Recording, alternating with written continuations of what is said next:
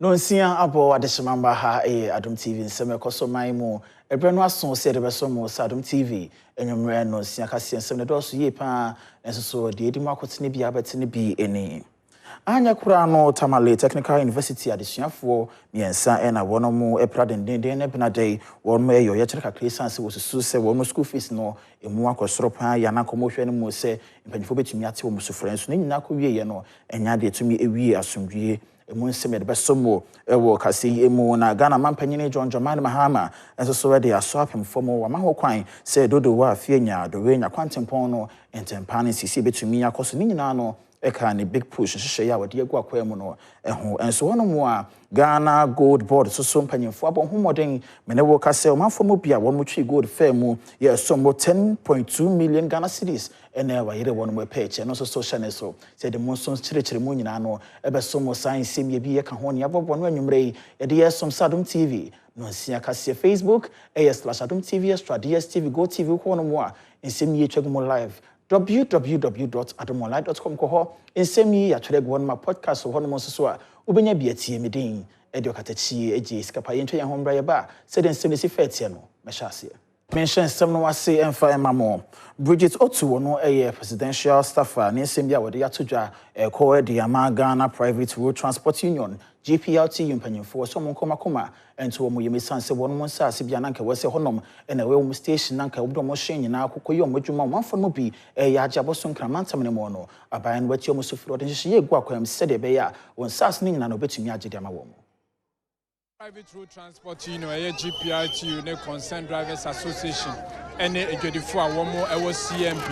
Lorry station ene ne dey womo TaTU Montin Ananti edefie Children's Park edi abepie mu ewo Jubilee House womo nsema womo eka nyina ne se asase ano ene da CMP a womo de didwa womo de Lorry station private investor bi aba ho asese woje nsase no efi womo ensem baby ejine Jubilee House Public Relations Officer Emma GPRTU Alhaji Abbas womo present petition Ediama presidency what the tudwa say asasi yade a womo atena so emre bebre nanso no wo hu die ntia esese nipa bi mu eba sisise womo eje nsase no efi womo nsem CMB Lorry Park. It's been ages that they've been serving almost all over the country. Currently, we've lost most of the stations over there due to the sales of the lands to businessmen. They've put up huge buildings over there. So we've lost most of the unions working over there. And as we speak now, currently another businessman has come up saying the place, some of the portion has been allocated to him. Bridget Otu a ono nso edi ne dwumadie ewo presidency a ono nso ebegyinemu ekasa de ma omampani wo kire a nkrata ne nsa aka petition sem a wo makuchi egusu nyina no omampani ebetie no wasopem na wahwe etuso anamo de ama ho. I want to first of all say I'm really sorry that the president couldn't be here himself. I'm sure, say, if you look around, we will say he had an already prepared program, the big push that he's attending to. That's why he couldn't be here. So I want to, on his behalf, apologize to you. And you made a statement that I so love. You said that you want to engage in dialogue and not violence. And in the history that she recounted, she recalled that as far back as 1985, you've occupied the land, and in 1996 for the Containers Association. So there's a history there. So I want to, first of all, say he sees this as very serious, and he will attach all the seriousness this deserves. Bidding at the Prince Owusu Esiedu. Tamale Technical University and also so Tifedo Mantam no emu na adesuafo mo se sukuni mu ene won nyina kom hobo mu odo ye kire share sukuni emu esan so mususu se wo school fees ayeje wo mo no e yade abo no wo soro pa yentina kom wo hwe ne mu se wo mo sufre mpanyefo betumi ateye de ama wo no so abrogu so a eyo ye kire menti me ho asema na mo su menam so ama anye kura na adesuafo me esa de wo me pra den.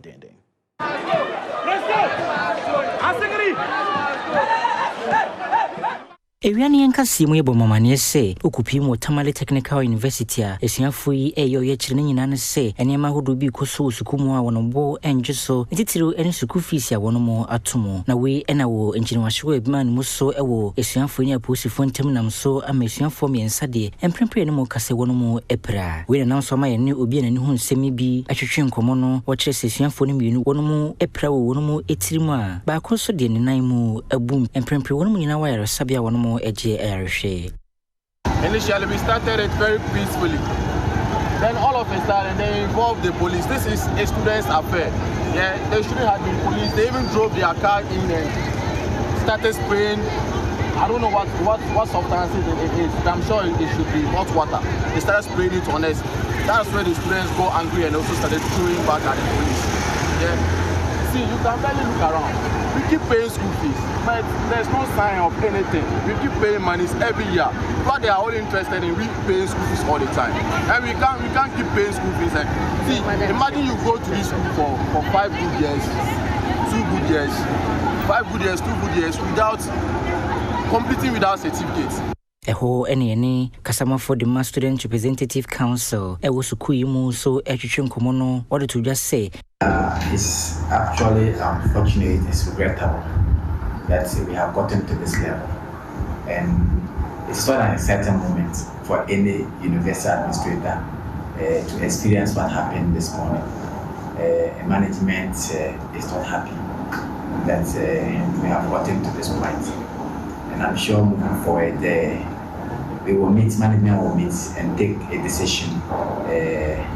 on what happened. Demonstrations are part of what they call it, registering your protest, but escalating it to a point that the police will have to get involved is not the best for any developed what they call it. Afi yen konfinfi mantam no mo so insuo ka ibi ati afa so afeli break akohwe hyen mienu mu ama nipa be yesetu de wo no mo ho aka.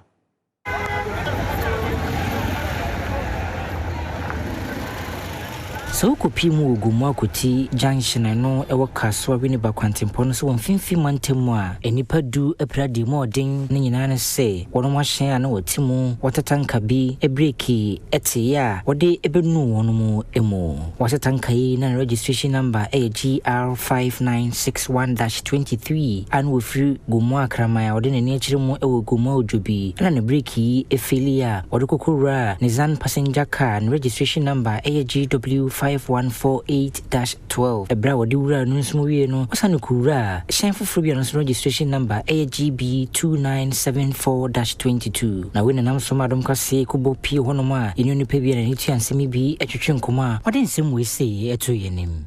ya we na mi fim ti metamia ne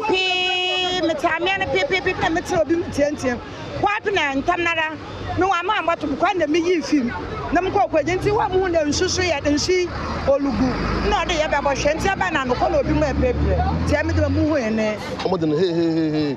epadi yan na car kase we what to free fisura oba anti anwo ha no so ya highway a ya ko nti oba no ofu widiba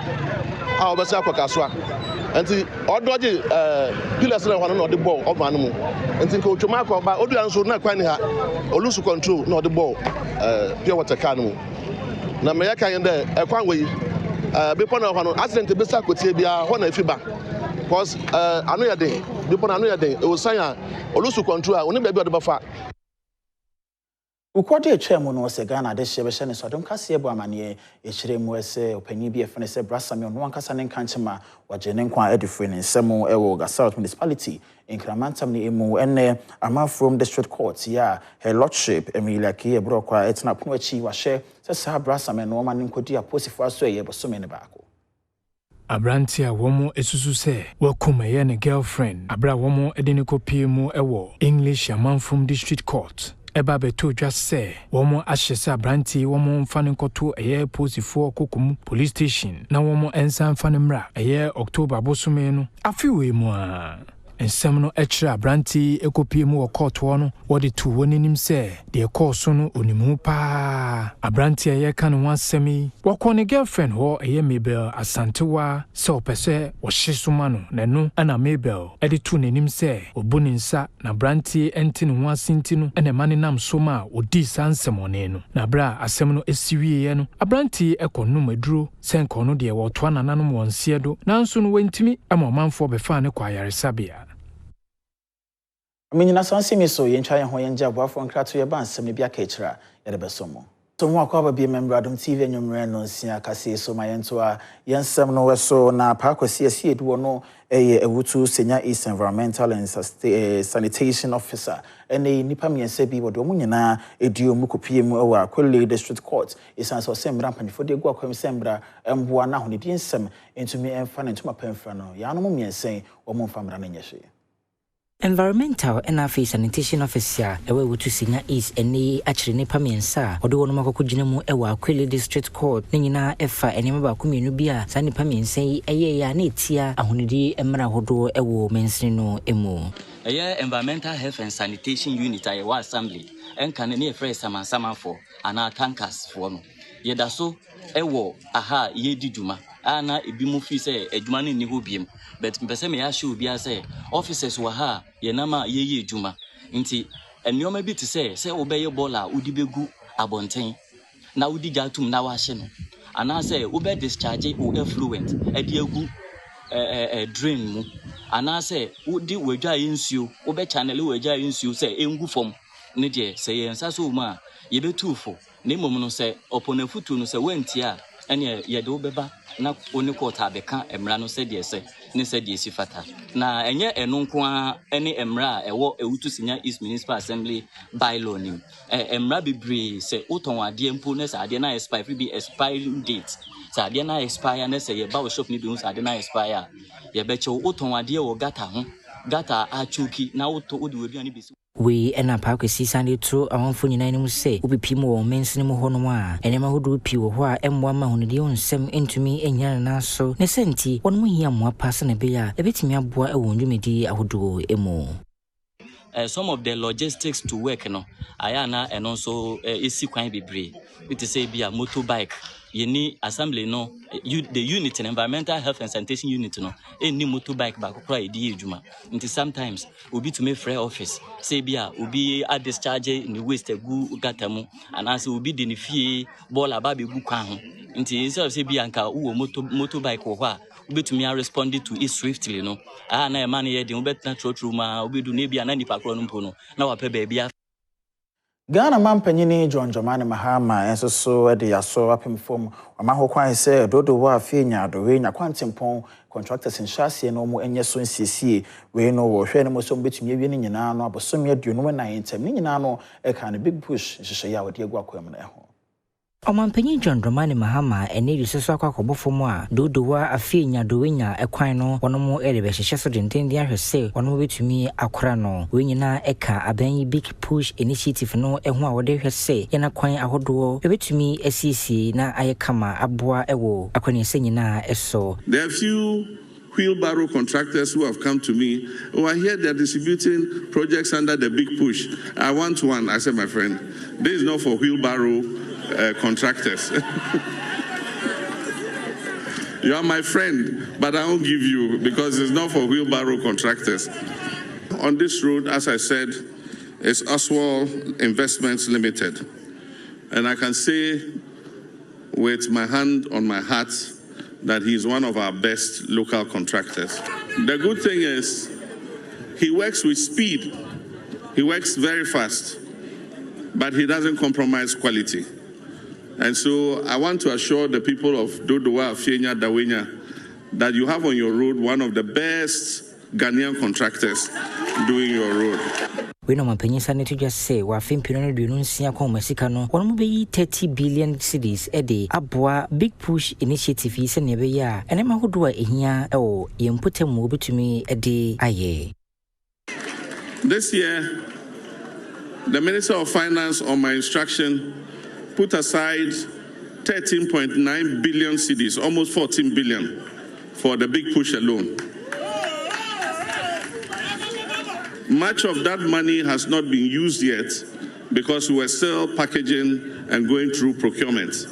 And so we're going to roll over that money to next year. And next year, we're going to add 30 billion cedis to the 14 billion cedis.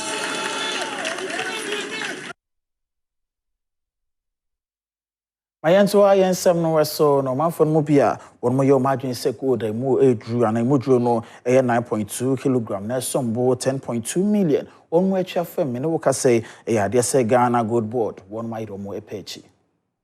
Gold Board eni etimi abo homodin achire enipaku bia nanka wono ede gold anodo 9.2 kg esom Ghana sika 10.2 million ya fa ho ede kokopie mu ewo bia foforo na we enabra wono eso wonpachi ena penyimpa wono da Gold Board ano samejemfi ede tudwa se enipadodo wono achire wono omumiensa de emprempre wono ejina sende bia wo hwe aka wono asem nanso womu enan de wodo di akenwura besinne wono wona chiri kwan ma ye adwuma ya cha ye hwehwe mu ama ye hu se be bosumi mienu bosumi miensa ntamu no gold o ma twa fa mu nko ano about 100 kilograms of gold that is over $10 million, that is over 100 million new Ghana cedis o de quantity sika ni mu dia ne se sika bebre na that is 10.2 million Ghana cedis equivalent to 100 billion old Ghana cedis. Enti iremuna kudu pempenso bia etimi achechechecheche omumu bi na ye de omo akọ court remand de omo be na watwe ni no de toso court amobu bail but omo da so etwe ban kokumu isanse bail no ehye ye ta ho no omo ntumi emiti we ena sameje mfisade to just say enipa NNBA ba kudin eni Rafik Mohammed Nandoli arona friend say salam emprempredie wono mo hwehwe na denden dia wono matumi abomodin enya warrant edi afri court ho a sika wono mo edi ato ne tri so eni 1 million Ghana cedis ya obi bi obetumi aboa ama wono mo akire no ode sika no ebeda na se but sa nipa ye hwehwe omo for sa abone kese we no omo be 9 dia omo de omo waka wura the senior Yansenti so omufo nyine ni gu TV ne so no salam do one friend salam and the pass of the Mohammed Nandoli Rafik Sadiq Abubakar Abdul Karim and Mohammed Afsar Putalan nti wa wo information bia no e be stress obema yesa kan yetini action Sebeye natna yebetumi aboho ban Internal Environmental Protection Authority won mo de wo mo chire de dikan kura no hye so e wo man mu ne bota nyina ne so mbehwe de mbetumi aya ewemu asakre no nyina ne so mbetumi aso ano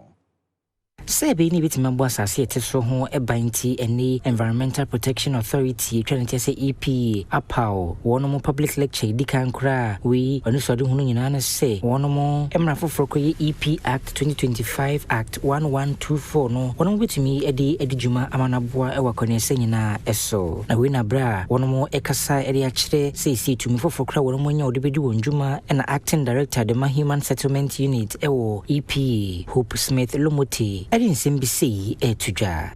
the EPA,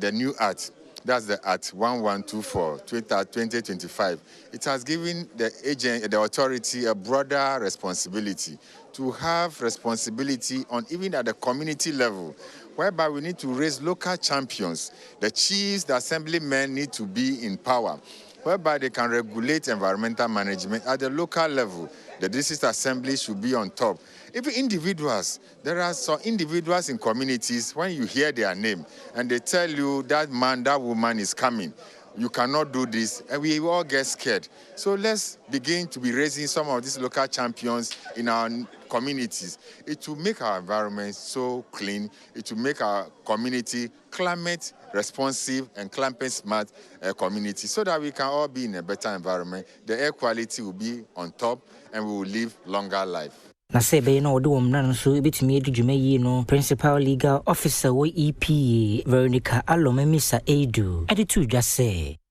in addition to prosecutions, of course, we have investigative powers in collaboration with the relevant state institutions, so we can investigate the complaints, and when we find that there's a credible case for prosecution, we go ahead to do that. In addition to that, we have the legislative instruments that we are developing under Act 1124.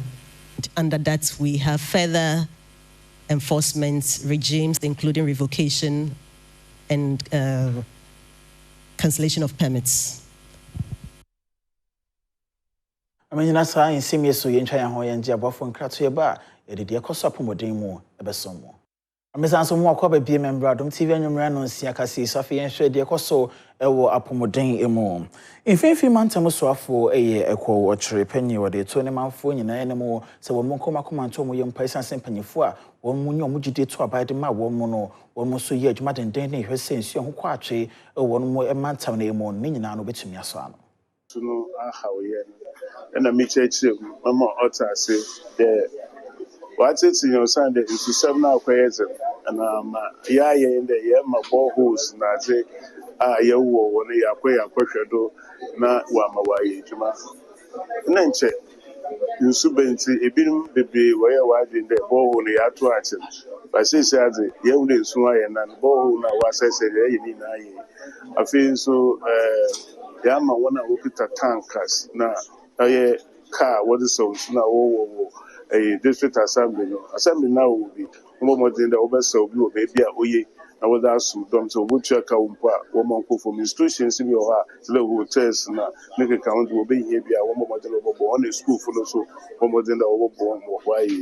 waiting when you sleep wa bra yesterday oye galam say for the wolf baby a flash off will baby na Yama be look, but don't know pay phone away to the man of morning see. I feel what the state of emergency.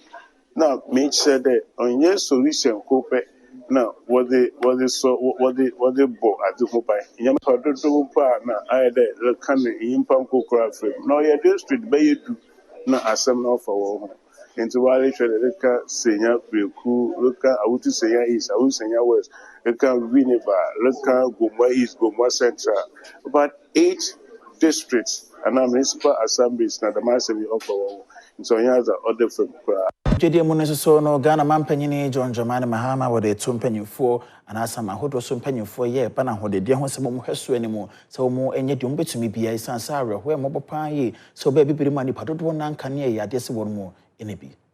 Omampeni John Dramani Mahama kasa afiwe Africa Oil Week won crying. What the two enim before enim se womo enwe se womo ebeka wonu abom no mo de nhihye gu akwam ebeboa ama eye enyinima hoden eka womu no etimi akofom. Africa holds nearly 10% of the world's proven oil reserves and significant natural gas deposits, with a substantial portion of these resources remaining untapped. These resources present an opportunity to transform our continent from a primary exporter of raw commodities into a hub for energy-driven value addition, boosting our petrochemical potential and our industrial growth. And yet, paradoxically, more than 600 million Africans still lack access to electricity. Another 1 billion have no access to clean cooking systems. This is a gap we must urgently close if we are to achieve the African Union Agenda 2063 and the UN SDGs before 2030. Osandi to just say a baby mine and say womo eje omejeje akra de fana ye energy transition hunu. Africa must not be left behind in the energy transition. If international oil companies reduce their presence, we must prevent our resources from becoming stranded assets. This requires African collaboration, financing, and innovation. We already have the tools: the African Petroleum Producers Organization, the African Continental Free Trade Area, and the Emerging African Energy Bank. These institutions can mobilize African capital, technology, and markets. They can drive aggressive exploration, refining, petrochemical, storage, and transport infrastructure. Ghana Mampany Simiso, Yenyan, and Yasazo Sonton Kratia, Wambraya Bay, the good Munsem, a better so.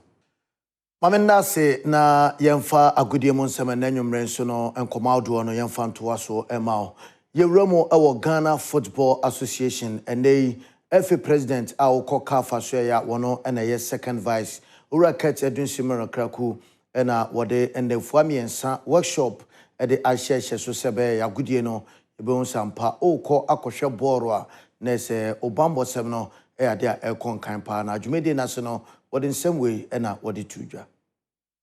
This is a workshop which was termed the CAF Safe Stadiums Initiative Workshop, delivering football in our stadium,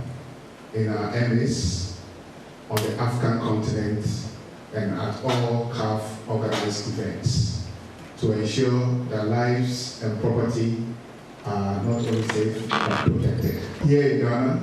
I'm sure we all know that we also have our challenges when it comes to delivering football in safe environments. What that means is that we've still not learned from what happened in 2001. What that also means is that we are not taking the right boxes during our events, during our match days. And it's the reason why we Etina chese ni nyina no efa kwan a ye boro bono sebe ne ukosa ukoshe boro na se bamo sebe no ebetimi akonkan so ede amao ma yensan enwuremo ewo amerikatuo mo na ene uremo ewo Tokyo dumedia ekoso na Ghana ne de hye Alex Amankwa otum sampa abranche no akwa reporter ewo dumedia ene eno etimi ekoso na se 800 meters eno ade ba kwa ekoso na se woto so be se enson na branche no echese we no ade ba kwa beka se ono ankasa na bra bomu kura no enya de se sa sebi entwei ebi abana brabumu. It was awful. This is probably my worst time of the year, and it sucks having to perform like this now. But I know it's been a long year, and there's been a lot of injuries and dealing with a lot of things off track. But at the end of the day, if I'm here lining up, I should be better, and I didn't perform. I've been dealing with some injuries here and there, and I've just been kind of trying to put myself in a good headspace so I don't have to worry too much about it. But at the end of the day, I just didn't have it. You know, that's just track. There's some guys who are top in the world that didn't make it. There are guys who are running times that should win this meet, and they didn't make it. So you're never in control of how you are going to feel. You can only control your mentality going into it. I thought I did a good job. I just didn't have it the last 150, and that just is back to training and, you know, being better. So. Wede Alex Amankwa obese me namesake pa enende akwo ne poto a wode ehon komakra wode eba na kana se so se ene ebo nondu pepepe wadom TV so no ebesa ede fire for fire dwumedie no ato aso amanchi ya na wahwebi se be ya eno so ebe konkan within the cobblestone okomakra pa kwa maka ensuroja adura enwo no nomere uno she na san semiso na don hwere kase amede som ya na o menfansi medin ediokatachi ejis kapai mu apofo adwuma ifo nyina no nyame nhyira mu me ho ye fashion so de cat fashion home so adwo na siesie me akramo